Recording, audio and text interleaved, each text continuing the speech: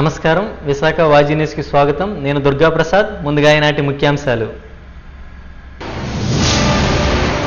కూటమి ప్రభుత్వం వైద్య విద్యను పేద మధ్యతరగతి ప్రజానీకానికి దూరం చేస్తుంది. మాజీ మంత్రి గుడివాడ అమర్నాథ్ ధ్వజం.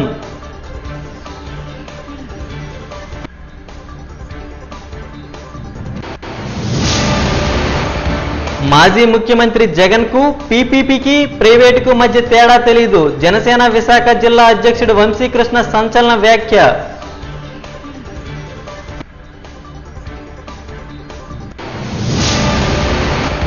ప్రజాక్షేమం, రాష్ట్రాభివృద్ధిపై నిజంగా చిత్తశుద్ధి ఉంటే అసెంబ్లీలో అడుగుపెట్టాలి. జగన్ కు అనకాపల్లి ఎమ్మెల్యే కొనతాల రామకృష్ణ సవాల్.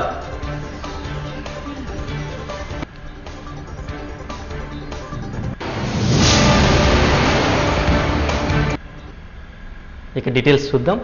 కూటమి ప్రభుత్వం వైద్యాన్ని పేద మధ్యతరగతి ప్రజానీకానికి దూరం చేసే ప్రయత్నం చేస్తుందని మాజీ మంత్రి గుడివాడ అమర్నాథ్ ఆరోపించారు.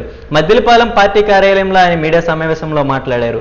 గురువారం జగన్ నర్సీపట్నం మెడికల్ కళాశాలను పరిశీలించి జరిపిన పర్యటనకు విశేష స్పందన వచ్చిందని తెలిపారు. రాష్ట్రంలో అన్ని ప్రాంతాలకు సూపర్ స్పెషాలిటీ వైద్య సేవలు అందించాలని మాజీ ముఖ్యమంత్రి జగన్ వైద్య కళాశాలను ఏర్పాటు చేశారని గుర్తు చేశారు. అయితే కూటమి ప్రభుత్వం పీపీపీ పద్ధతిలో మెడికల్ కళాశాలను ప్రైవేటు వారికి కట్టబెట్టాలని చూస్తుందని మండిపడ్డారు. విశాఖ పర్యటనలో జగన్కు స్టీల్ ప్లాంట్ కార్మిక సంఘాలు, బల్క్ డ్రగ్ ప్రాజెక్ట్ నిర్వాసితులు, వీధి వర్తకులు, చెరుకు రైతులు తమ గోడును వినిపించారని అన్నారు. బల్క్ డ్రగ్ ప్రాజెక్టు విషయంలో ప్రజలను ఒప్పించి ప్రభుత్వం ముందుకు వెళ్లాలని జగన్ సూచించినట్టు తెలిపారు.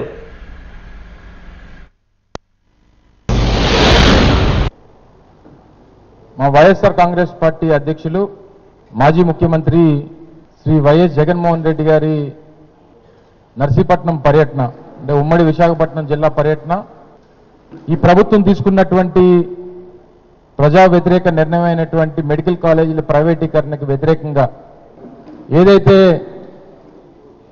మా పార్టీ తాలూకా స్టాండ్ని ఈ రాష్ట్రంలో మెజారిటీ ప్రజల తాలూకా ఆలోచనని బలపరుస్తూ పేదవాడికి వైద్య విద్యని అందుబాటులోని ఉంచాలి, రాష్ట్రంలో ఉన్నటువంటి అన్ని ప్రాంతాలకి కూడా సూపర్ స్పెషాలిటీ వైద్యాన్ని అందించాలి ప్రభుత్వం అటువంటి ఆలోచనతో తీసుకున్నటువంటి ఆనాటి మా ప్రభుత్వ నిర్ణయాన్ని ఈ కూటమి ప్రభుత్వం నిర్ణయం ద్వారా రాష్ట్రంలో ఉన్నటువంటి కోట్లాది మంది పేద విద్యార్థుల తాలూకా ఆశల్ని, వైద్య విద్య చదవాలన్నటువంటి వారి ఆకాంక్షని దూరం చేస్తూ ఈ ప్రభుత్వం తీసుకున్నటువంటి నిర్ణయాన్ని మేము కూడా వ్యతిరేకిస్తున్నాం అన్నటువంటి విధంగా నిన్న జరిగినటువంటి జగన్మోహన్ రెడ్డి గారి పర్యటన, దానికి వచ్చినటువంటి స్పందన, ప్రజల్లో ఉన్నటువంటి ఉత్సాహం, ఈ ప్రభుత్వం మీద ఉన్నటువంటి వ్యతిరేకత నిన్న పర్యటన ద్వారా కనబడిందని చెప్పి నిన్నటి నుంచి రాష్ట్రం అంతా కూడా మాట్లాడుకుంటా ఉంది. జగన్మోహన్ రెడ్డి గారి తాలూకా స్టాండ్, మా పార్టీ స్టాండ్ ఏదైతే ఉందో నిన్న వారు ప్రజలను ఉద్దేశించి నిన్న నర్సీపట్నం కాలేజ్ దగ్గర జరిగినటువంటి పత్రికా సమావేశం ద్వారా వారి స్టాండ్ను కూడా చెప్పడం జరిగింది. ఈ ఆధునిక దేవాలయాల్ని మా ప్రభుత్వం ఉన్నప్పుడు వీటిని పేదవాడికి అందించాలని, వైద్య విద్యని పేదవాడికి మరింత చేరువ చేయాలని, టెరిషరీ కేర్ని ఈ రాష్ట్రంలో ఉన్నటువంటి కోట్లాది మంది ప్రజలకు అందించాలని వారు ఏదైతే ఆ రోజు తపన పడ్డారో, ఈరోజు ఇప్పుడున్నటువంటి ప్రభుత్వం ఆశపడినటువంటి ప్రజలు, ముఖ్యంగా పేద విద్యార్థులు మన భవిష్యత్తు ఏంటి అని అనుకునేటువంటి పరిస్థితుల్లోకి ఈ ప్రభుత్వం తీసుకెళ్లిపోయింది.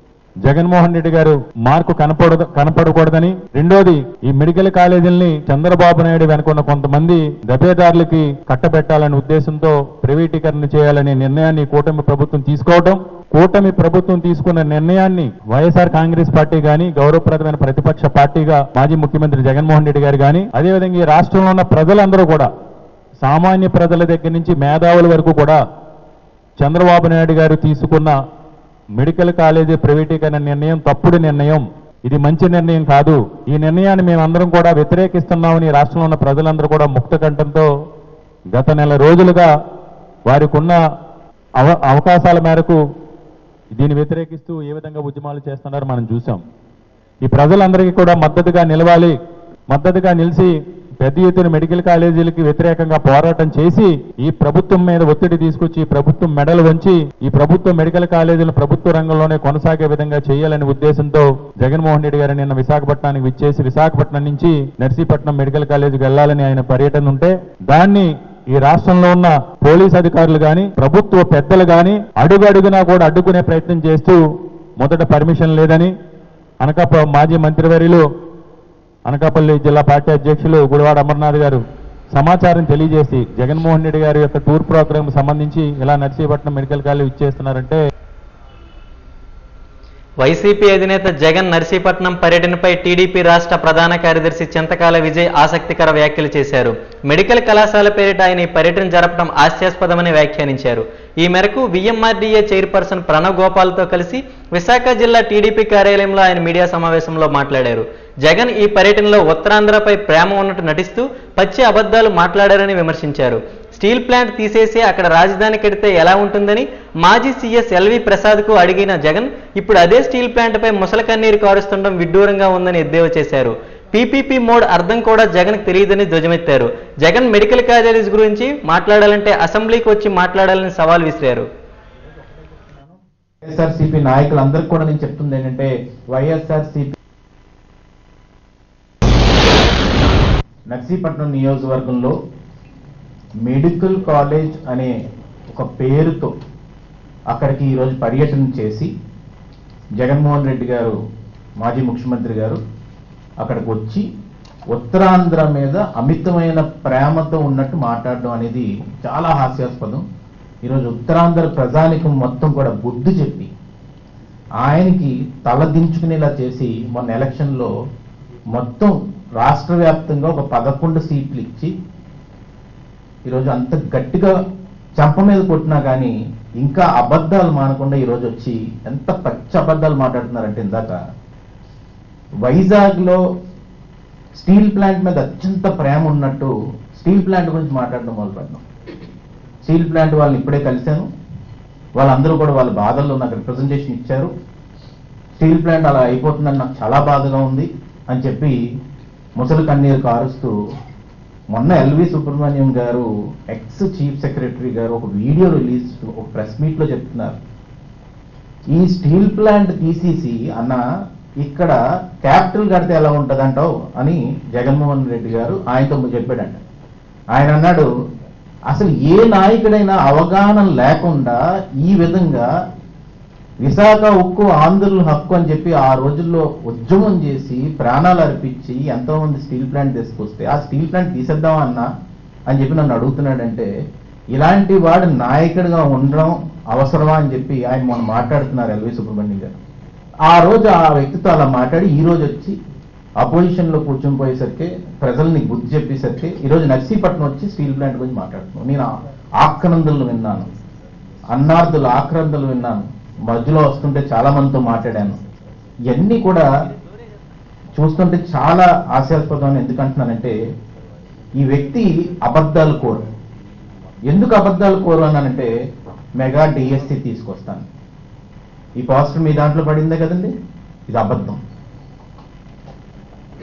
25 మంది ఎంపీలు ఇస్తే ప్రత్యేక హోదా తీసుకొస్తాను, తల వంచి ప్రత్యేక హోదా తీసుకొస్తాను, ఇది అబద్ధం. ఇంకా ఎన్ని చెప్పుకోవాలి, ఇల్లు కట్టిస్తాను.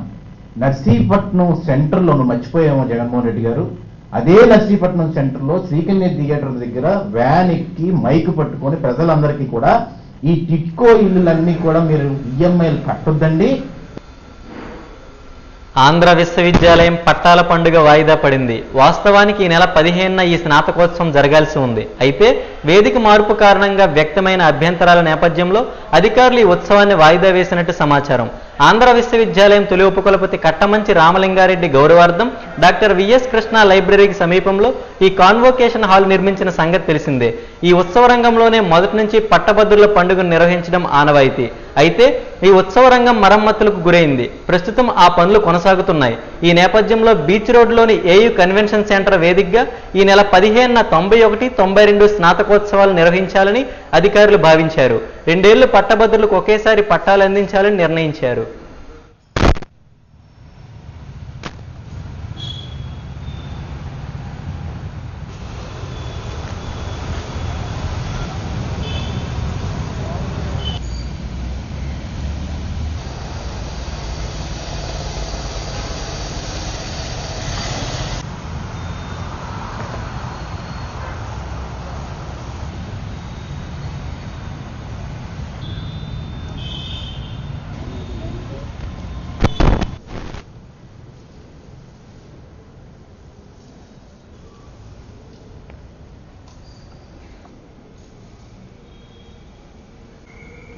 మనకి ఇంకా ఏదో చేస్తున్నారని కావాలనుకుంటే అక్కడ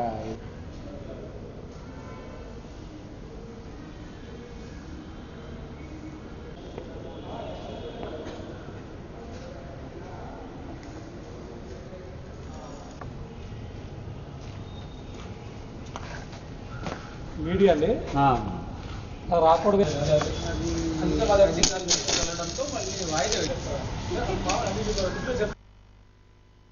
పెన్షనర్ల సమస్యలు పరిష్కరించాలని forum of civil pensioners association demand చేశాయి.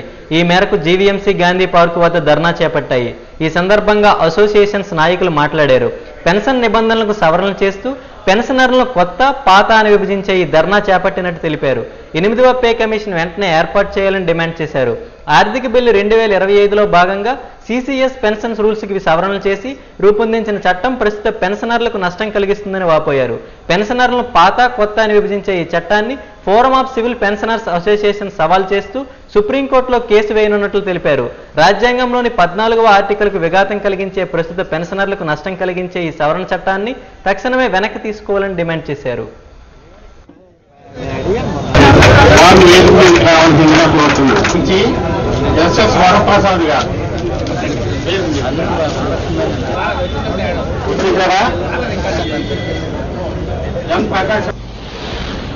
ఈరోజు ఇక్కడ చేస్తున్నటువంటి ధర్నాకు సంబంధించి మాకు 2 ప్రధానమైన సమస్యలు ఉన్నాయి. ఒకటి,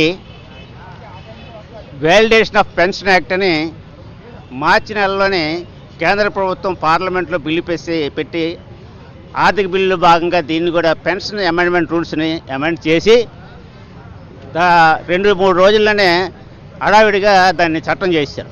దాని నోటిఫికేషన్ కూడా ఇచ్చేశారు. అది మాకు ప్రధానంగా వచ్చే నష్టం చేసేది ఏంటంటే, ప్రస్తుతం 8th పే కమిషన్ డ్యూలో ఉన్నాం.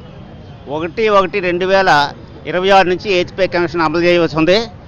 ఆ పే కమిషన్ని ప్రస్తుతం పెన్షనర్లకి అమలు చేయకుండా ఆ పే కమిషన్ పెట్టిన తర్వాత రిటైర్ అయిన వాళ్ళకి అమలు చేసేటట్టు ఈ చట్టంలో మార్పులు చేశారు. అది ఒకటే కాదు, ఆ చట్టం సెంట్రల్ సివిల్ పెన్షనర్స్ రూల్స్కి, సిసిఎస్ పెన్షన్ రూల్స్ 1972 ఆ రూల్స్కి వ్యతిరేకంగా అమెండ్మెంట్స్ ఎప్పటి నుంచైనా సరే, అంటే 1976 నుంచి రాబోయే రోజుల్లో బతుకున్నంత వరకు ఇది పెన్షనర్స్కి ఆర్థికంగా ఏ రకంగా ఇవ్వాలనేది కేంద్ర ప్రభుత్వం అధికారాన్ని దాఖలుపరుచుకుంది ఈ చట్టం. అంటే రేపటి నుంచి వీడికి డిఏ ఇవ్వద్దు అంటే ఇవ్వరు, రేపటి నుంచి వీడికి పే కమిషన్ అమలు చేయొద్దు అంటే అమలు చేయరు, రేపటి నుంచి వీడికి ఏరియాస్ ఏమైనా కావాల్సి ఉంటే అవి ఇవ్వక్కర్లేదు. ఇలాంటి దుర్మార్గమైనటువంటి చట్టాన్ని చేశారు. దానికి వ్యతిరేకంగా ఈరోజు ధర్నా జరుపుతున్నాం. రెండో అంశం పే కమిషన్. పే కమిషను ఇందాక చెప్పాను, 1/1/2026 నుంచి అమలు చేయాలి. ఇంతవరకు పే కమిషన్ ఇస్తాం అని నోటి మాట అన్నారు, కానీ ఇంతవరకు పే కమిషన్ మీద చైర్మన్ కానీ మెంబర్స్ని కానీ టర్మ్స్ ఆఫ్ రెఫరెన్సెస్ కానీ ఏవి ఇంతవరకు ఇవ్వలేదు. దాని మీద అఫీషియల్గా ఎవరిని నియమించలేదు. దానికి నోటిఫికేషన్ ఇవ్వాలి, గెజెట్ నోటిఫికేషన్. ఆ నోటిఫికేషన్ ఇవ్వలేదు. నోటిఫికేషన్ ఇవ్వనంత వరకు పే కమిషన్ ఇస్తామని నోటితో చెప్పినా సరే దానికి విలువ లేదు. పే కమిషన్ వేసిన తర్వాత దేశవ్యాప్తంగా ఉన్నటువంటి 45 లక్షల మంది ఉద్యోగులు, 50 లక్షల మంది పెన్షనర్లకి రివిజన్ జరగాలి. మాజీ ముఖ్యమంత్రి వైసీపీ అధినేత జగన్పై జనసేన విశాఖ జిల్లా అధ్యక్షుడు వంశీకృష్ణ శ్రీనివాస్ యాదవ్ తీవ్ర వ్యాఖ్యలు చేశారు. పీపీపీకి ప్రైవేటుకు మధ్య తేడా జగన్కు తెలియదని ఎద్దేవా చేశారు. సీతంపేట జనసేన పార్టీ జిల్లా కార్యాలయంలో టీడీపీ విశాఖ జిల్లా కార్యనిర్వాహక కార్యదర్శి ఆకిరెడ్డి జగదీష్తో కలిసి ఆయన మీడియా సమావేశంలో మాట్లాడారు. రాష్ట్రంలో వైద్య కళాశాలలు ప్రైవేటు పరం కావడం లేదని స్పష్టం చేశారు. పీపీపీ విధానం అంటేనే ప్రైవేటీకరణ అంటూ ప్రజలను జగన్ తప్పుదోవ పట్టిస్తున్నారని మండిపడ్డారు. రాష్ట్రంలో 17 మెడికల్ కాలేజీలకు జగన్ ప్రభుత్వం ఎంత ఖర్చు పెట్టిందో తెలపాలని డిమాండ్ చేశారు. పీపీపీ వల్ల నాణ్యమైన వైద్య సేవలు అందుతాయని, పేద విద్యార్థులు చదువుకునేందుకు అవకాశం ఉంటుందని అన్నారు. 33 సంవత్సరాల తర్వాత యథావిధిగా కాలేజీలన్నీ ప్రభుత్వం చేతికి వస్తాయని తెలిపారు. ఎక్కడికి జైలుకి వెళ్తానో అన్న భయంతో 5 ఏళ్ల అధికారంలో ఉన్నప్పుడు స్టీల్ ప్లాంట్ అంశం గురించి ఏమీ మాట్లాడిన జగన్ ఇప్పుడు దానిపై గొంతు చించుకోవడం విడ్డూరంగా ఉందని ఎద్దేవా చేశారు. రాష్ట్ర ప్రయోజనాల కోసం, రాష్ట్ర ప్రజలకు అనుకూలంగా, రాష్ట్ర ప్రజలు కోరుకున్న విధంగా ఈరోజు ముఖ్యమంత్రి గారు కానీ, డిప్యూటీ సీఎం గారు కానీ, లోకేష్ గారు కానీ ప్రతి ఒక్కరు కూడా ఒక అద్భుతమైన పరిపాలన అందిస్తూ ఈ రాష్ట్రాన్ని అభివృద్ధి పదంలో నడిపించుకుంటూ ఒక పక్క సంక్షేమము, మరో పక్క అభివృద్ధితో వాళ్ళ రాష్ట్ర వ్యాప్తంగా రోడ్లు కానీ, రాష్ట్ర వ్యాప్తంగా సంక్షేమ పథకాలు కానీ అద్భుతంగా ఉన్నాయని చెప్పేసి ప్రజలు చాలా హ్యాపీగా ఉన్నటువంటి పరిస్థితి వాళ్ళ రాష్ట్రంలో కూడా ఉంది. గత 5 సంవత్సరాల్లో ఏదైతే కోల్పోయామో అవన్నీ కూడా ఇవాళ దక్కుతున్నాయని చెప్పేసి రాష్ట్ర ప్రజలందరూ కూడా చాలా హ్యాపీగా ఉన్నారు. ఈ ప్రభుత్వం ఇంకొక 15 సంవత్సరాల పాటు ఉండాలి. ఈ రాష్ట్ర అభివృద్ధి జరగాలంటే కూటమి ప్రభుత్వం ఉండాలి. గత ప్రభుత్వం చేసిన దుర్మార్గాలు అన్నిటి కూడా ఇప్పుడిప్పుడే కవర్ అవుతున్నాయి కాబట్టి ఖచ్చితంగా 15 సంవత్సరాల పాటు ఉండాలి అని చెప్పేసి ఈ రాష్ట్ర ప్రజలందరి కోరిక. ఇకపోతే మీరందరూ చూస్తూ ఉన్నారు, ఒక 2-3 రోజుల నుంచి, ఒక నెల నుంచి కూడా ఈ రాష్ట్రంలో 17 మెడికల్ కాలేజీలు తెచ్చాం. అదేదో ప్రైవేటు పరం అయిపోతున్నాయని మీ అందరికీ చెప్తా ఉన్నాం. మెడికల్ కాలేజీలు ప్రైవేటు పరం అవ్వట్లేదు. మీరు 5 సంవత్సరాల్లో ఎంత ఖర్చు పెట్టారు, దానికి ఎంత అమౌంట్ కావాలి, ఇంకా ఎన్ని సంవత్సరాలు కడతారు, ఆ రాష్ట్ర ఆర్థిక పరిస్థితులు దృష్టిలో పెట్టుకొని పీపీపీ మోడ్ అంటే అర్థం కాకపోతే అర్థమయ్యే విధంగా కూడా చెప్పాలి. మీకు 33 సంవత్సరాల తర్వాత యాజ్ టీజ్గా మళ్ళీ అది గవర్నమెంట్కే చెందుతుంది. అప్పటి వరకు ఈ 33 సంవత్సరాల పాటు అన్ని వసతులతో రాష్ట్ర వ్యాప్తంగా ఉన్నటువంటి ఏవైతే పీపీపీ మోడ్లో ఇవ్వాలని డిసైడ్ అయ్యారో ఈ రాష్ట్రంలో అద్భుతమైనటువంటి శిక్షని అందించాలి పేద ప్రజలకు అని చెప్పేసి ఒక మంచి నిర్ణయం తీసుకున్నారు ఇవాళ కూటమి.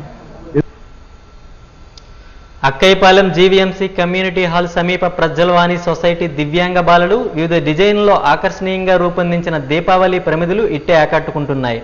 నేర్చుకో సంపాదించుకో థీమ్తో ఏటా ఈ ప్రమిదలను రూపొందిస్తున్నట్టు నిర్వాహకులు సుచిత్రారాయ్ తెలిపారు. వీటిని సీఎంఆర్ఐ వంటి సంస్థలు అపార్ట్మెంట్లో స్టాల్స్ ద్వారా విక్రయించి వచ్చిన ఆదాయాన్ని తల్లిదండ్రులకే అందజేస్తున్నట్టు చెప్పారు. 2009 నుంచి తమ సొసైటీ ద్వారా బుద్ధిమాంద్యమము అలాగే విభిన్న ప్రతిభావంతులను నేర్చుకో సంపాదించుకో నినాదంతో వారికి వారే స్వయం ఉపాధి పొందేలా ప్రత్యేక శిక్షణ ఇవ్వనున్నట్లు తెలిపారు. వీరికి అండగా నిలుస్తున్న దాతలకు ధన్యవాదాలు తెలిపారు.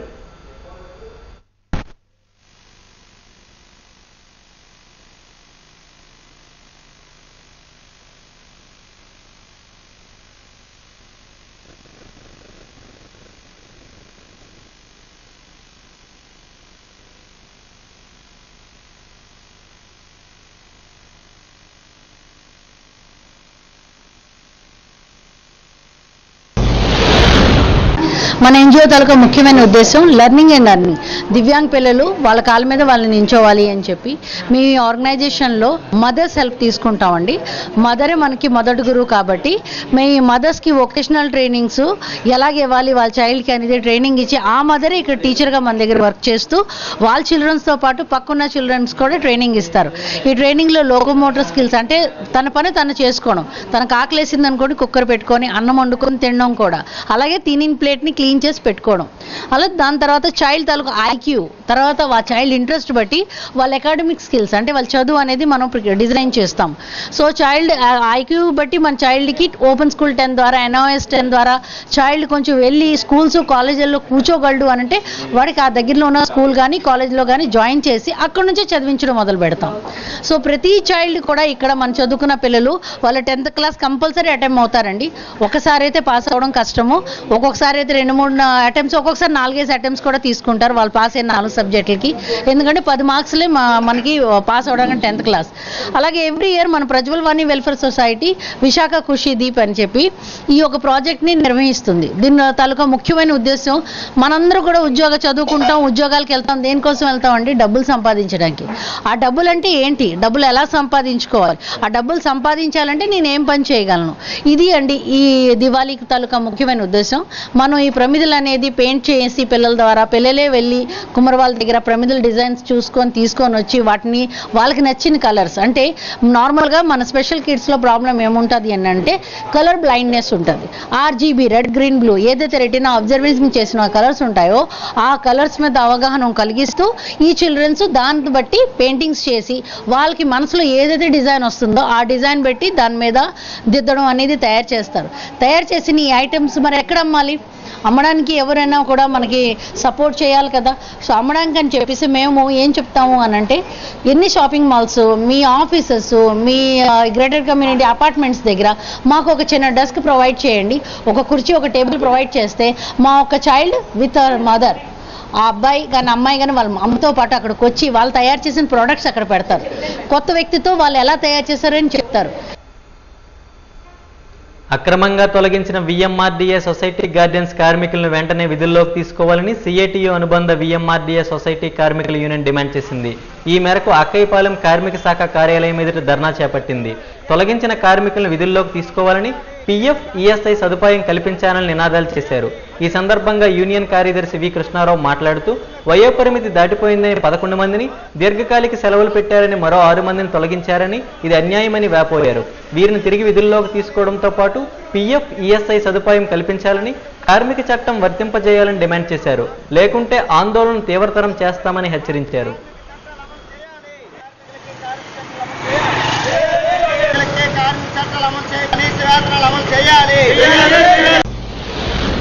ఈరోజు విశాఖపట్నం పర్యాటక కేంద్రం, ఆ పర్యాటక కేంద్రంలో ప్రధానమైనటువంటి సెంట్రల్ పార్క్ కానీ, కైలాసగిరి కానీ, తొట్లకొండ, ఉడా పార్క్ వంటి ప్రధానమైనటువంటి పార్కులు ఏవైతే ఉన్నాయో ఇవన్నీ కూడా VMRDA పరిధిలో ఉన్నటువంటి పరిస్థితి. ఈ VMRDA పరిధిలో పనిచేస్తున్నటువంటి గార్డెన్ కార్మికులు దాదాపు 250 మంది కార్మికులు పనిచేస్తున్నారు. ఇందులో 60 ఏళ్ళు దాటాయని చెప్పి దాదాపు 11 మందిని ఏడాది క్రితం తొలగించారు. ఈ ఏడాది క్రితం తొలగించినటువంటి కార్మికులకి రిటైర్మెంట్ బెనిఫిట్స్ అయినా కల్పించాలి, లేదా ఆ కార్మికుల యొక్క శక్తి సామర్థ్యాలు ఉన్నంత వరకు కూడా పనిచేయించాలని చెప్పి మేము CITగా డిమాండ్ చేస్తున్నా. ఈ రోజుకి కూడా కార్మికుల సమస్యలు పరిష్కారం చేయలేదు. అలాగే గత 5 నెలల క్రితం 10 రోజులు 15 రోజులు కార్మికులు 7 కార్మికులు సెలవులు పెట్టారని చెప్పి అక్రమంగా తొలగించారు. ఈ తొలగించిన కార్మికులకి వాళ్ళకి హాస్పిటల్లో జాయిన్ అయ్యి అనారోగ్య కారణాల వల్ల హాస్పిటల్లో జాయిన్ అయ్యారు. వాళ్ళందరూ మేము సెలవులు పెట్టడానికి కారణం అనారోగ్య కారణం వల్ల సెలవు పెట్టామని చెప్పిన ఈరోజు DFO అధికారి ఎవరైతే ఉన్నారో మేడం గారు, ఆవిడ అన్యాయంగా మీరు సెలవు పెట్టారు కాబట్టి తీసేస్తామని చెప్పి 5 నెలలు అవుతుంది రోడ్డును పడేశారు.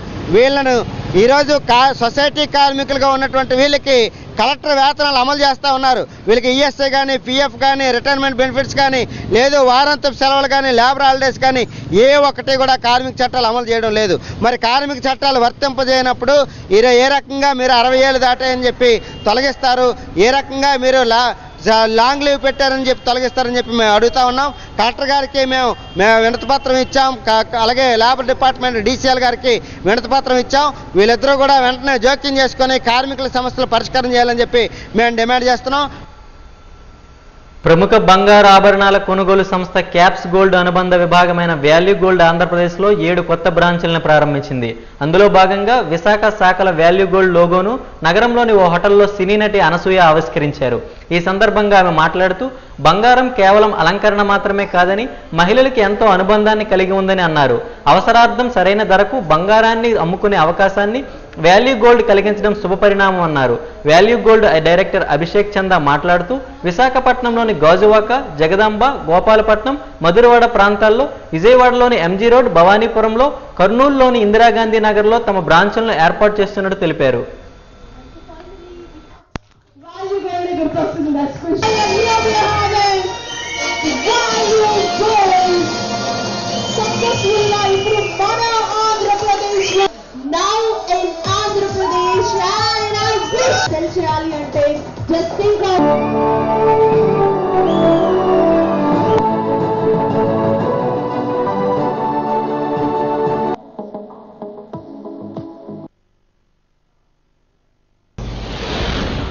ఈరోజు మీరు చూసుకుంటే కనుక ప్రతి ఒక్కరికి అవసరాలు అనేటివి ఉంటాయి. విద్య కానివ్వండి, వైద్యం కానివ్వండి, అలాగే ఉద్యోగ అవసరాలు కానివ్వండి. దాని రీత్యా ఎంతోమంది కొన్ని ఫైనాన్షియల్ హర్డిల్స్ నుంచి వెళ్తూ ఉంటారు. అండ్ ఈ ఫైనాన్షియల్ హర్డిల్స్ అన్నిటికి కూడా మీరు ఈరోజు స్టాటిస్టికల్ డేటా చూస్తే కనుక India is holding 3rd position in gold reserves in entire world. ఇదంతా కూడా ఓన్లీ హౌస్ హోల్డ్స్లో హౌస్ వైఫ్స్ దగ్గర ఉన్న గోల్డ్ రిజర్వ్స్ మీరు క్యాల్కులేట్ చేసుకుంటే మోర్ దెన్ 15,000 మెట్రిక్ టన్స్ మన ఇండియాలో ఉండడం జరుగుతుంది.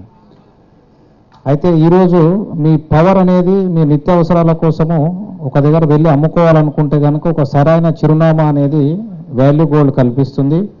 మీ గోల్డ్ను మా వద్ద దర్జాగా వచ్చి ఎటువంటి ఫికర్ లేకుండా, అంటే మా ట్యాగ్ లైన్ కూడా అదే, ఎటువంటి ఫికర్ లేకుండా బేఫికర్గా మీరు అమ్ముకోవడానికి మా వాల్యూ గోల్డ్ సంస్థ ఇప్పుడు తెలంగాణలో ఎస్టాబ్లిష్ చేసుకొని హైదరాబాద్లో లాస్ట్ 1 yearలో మోర్ దెన్ 10 branches వి ఎస్టాబ్లిష్డ్ అండి in Telangana.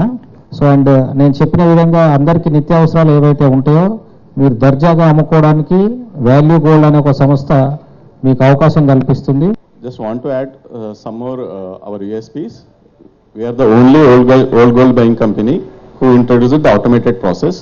So there is no manual intervention for the evaluating the gold value. And the second thing is the way we are maintaining the trust and transparency. Almost 20% repeat customers unnaru. So this is a huge in this. I mean, gold అమ్ముకోవడం అనేది ఒక సెంటిమెంటల్గా attachment ఉన్న thing. అటువంటి దాంట్లో కూడా 20% customer repeat customers ఉన్నారంటే just ఆ customer సపోర్టే మాకు బూస్ట్ చేసింది వీ కెన్ గ్రో అని. సో ఆ కైండ్ ఆఫ్ సర్వీసెస్ మనము ఏపీ కూడా ఎక్స్పాండ్ చేద్దామనే ఉద్దేశంతో ఏపీలో లాంచ్ చేస్తున్నాము. Now we are coming up with the 7 branches in AP covering Vizag, Vijayawada and Kurnool as well. And ఇండియాలో మనము లాంచ్ చేసింది మొబైల్ వ్యాన్ సర్వీసెస్ లాంచ్ చేసాము. Now it is servicing in Telangana. ఇమీడియట్గా ఏపీలో కూడా ఆ సర్వీసెస్ని ఎక్స్పాండ్ చేయడానికి ఆలోచిస్తున్నాము. అదేంటంటే కస్టమర్స్కి బ్రాంచ్లో ఏ కైండ్ ఆఫ్ ఎక్స్పీరియన్స్ ఫేస్ చేస్తారో అదే విధంగా మొబైల్ ఆఫీస్లో కూడా ఆ ఎక్స్పీరియన్స్ తోటి అదే ట్రాన్స్పరెన్సీ లెవెల్ మెయింటైన్ చేస్తూ సర్వీసెస్ ఇవ్వడానికి ట్రై చేస్తున్నాము. So Kalasha has been my most favourite.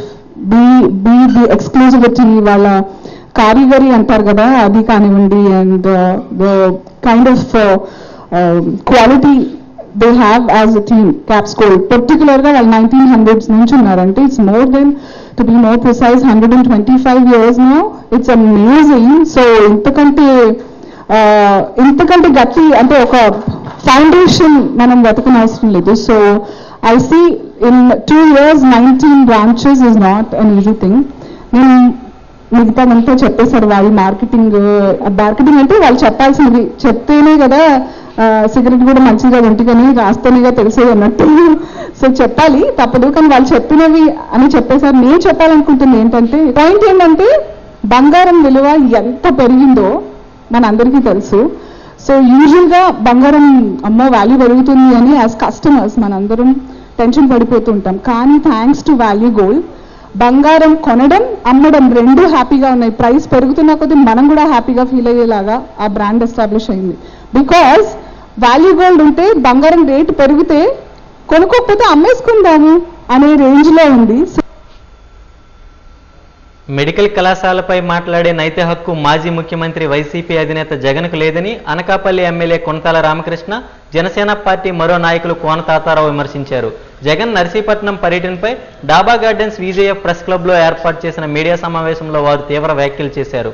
జగన్కు నిజంగా చిత్తశుద్ధి ఉంటే అసెంబ్లీకి వచ్చి ప్రజలిచ్చిన అధికారాన్ని ఉపయోగించుకోవాలని సవాల్ విసిరారు.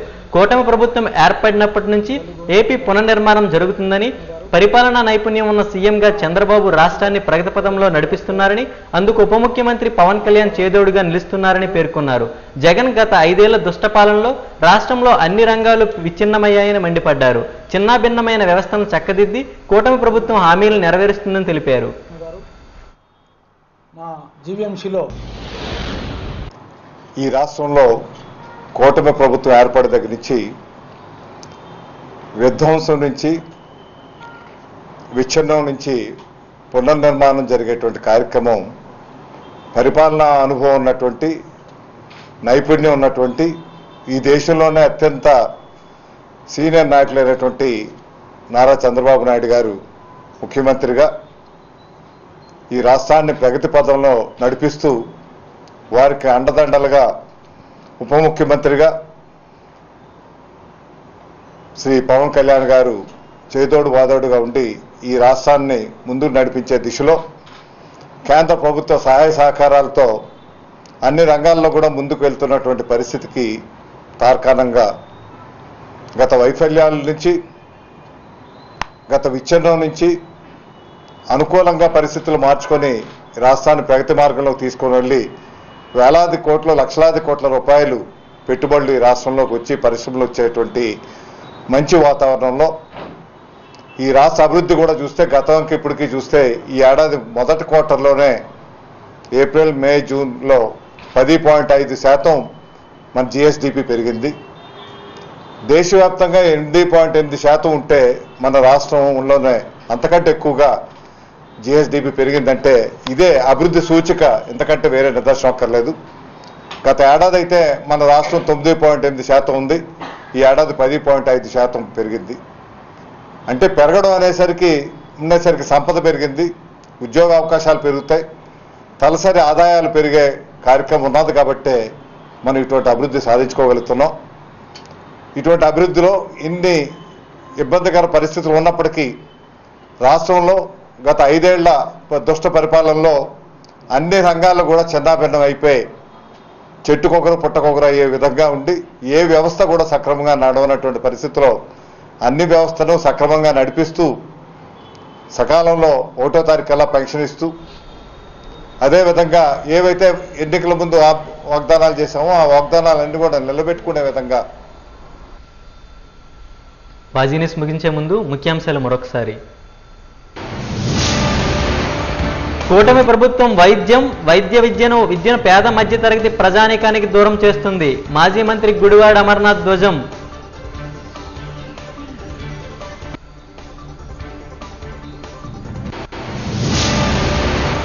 మాజీ ముఖ్యమంత్రి జగన్ కు పీపీపీకి ప్రైవేటుకు మధ్య తేడా తెలియదు. జనసేన విశాఖ జిల్లా అధ్యక్షుడు వంశీకృష్ణ సంచలన వ్యాఖ్య.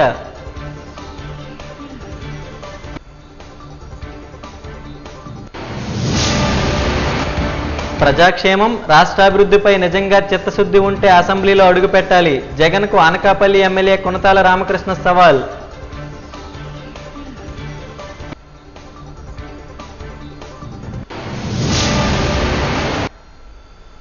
వాజీ న్యూస్ ఇంతటితో సమాప్తం. నమస్కారం.